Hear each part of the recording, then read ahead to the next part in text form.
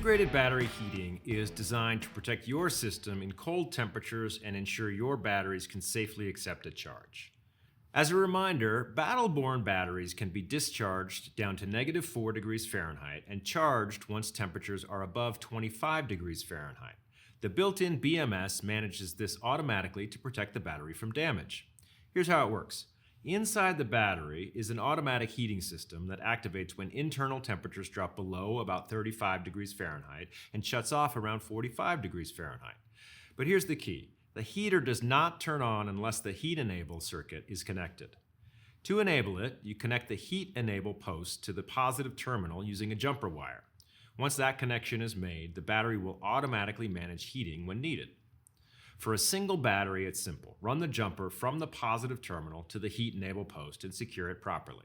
Now, if you want more control, you can install an inline switch. Instead of connecting the jumper directly, route that wire through a rocker or toggle switch. This allows you to manually turn the heating function on or off without disconnecting wiring.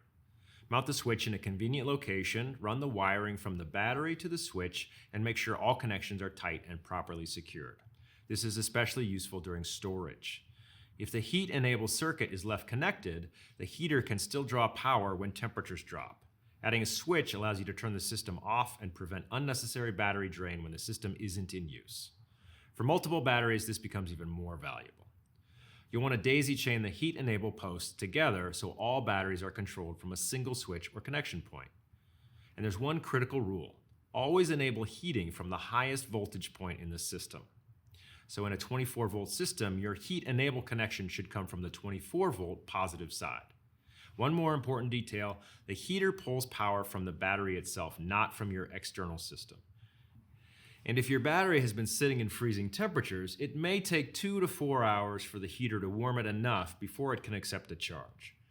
Integrated heating is automatic once enabled, but only if it's wired correctly.